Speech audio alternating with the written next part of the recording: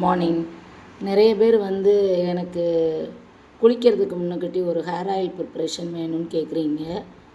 So அவங்களுக்காக ஒரு சின்ன வீடியோ. இது கேஸ்டர் ஆயில், விளக்கு எண்ணெய்ன்னு சொல்லுவோம்ல, அது கொஞ்சமாக ஊற்றிக்கோங்க.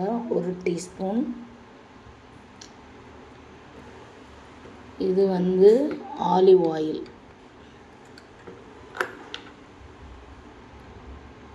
இது கொஞ்சம் நிறைய ஊற்றிக்கலாம்.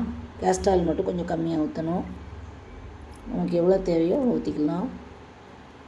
நான் இப்போ ஒரு 2 டைம்ஸ்க்கு வேணுங்கிற மாதிரி ரெடி பண்ணுறேன். அதுக்கப்புறம் இது கோகனட் ஆயில், தேங்காய் எண்ணெய், இது கொஞ்சம் நிறைய ஊற்றிக்கலாம். இது நல்லெண்ணெய் கொஞ்சம் தேவையான அளவு. இதில் இன்னும் பாதாம் ஆயில் மிக்ஸ் பண்ணுவேன், அது இல்லை. ஸோ அதனால் இது மட்டும் போட்டிருக்கேன். இதில் கருவேப்பிலை, செம்பருத்தி, கற்றாழை 3 போட்டிருக்கேன். இது 3 போட்டு இதில் கரிஞ்சீரகம் போட்டுக்கலாம். போட்டு இதை நல்லா ஹீட் பண்ணணும்.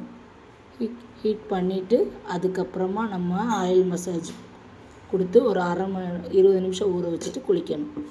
அப்படி குளிச்சிங்கன்னா முடி கொட்டுறது, அதுக்கப்புறம் பொடுகு, அப்புறம் சீக்கிரமாக ஒயிட் ஹேர் நிறைய பேருக்கு க்ரோத் ஆகிறதெல்லாம் நிறைய ஸ்டாப் ஆகும். ரொம்ப வருஷமாக நான் இது யூஸ் பண்ணுறேன். ரொம்ப பெனிஃபிட்டான ஆயில். தேங்க்யூ.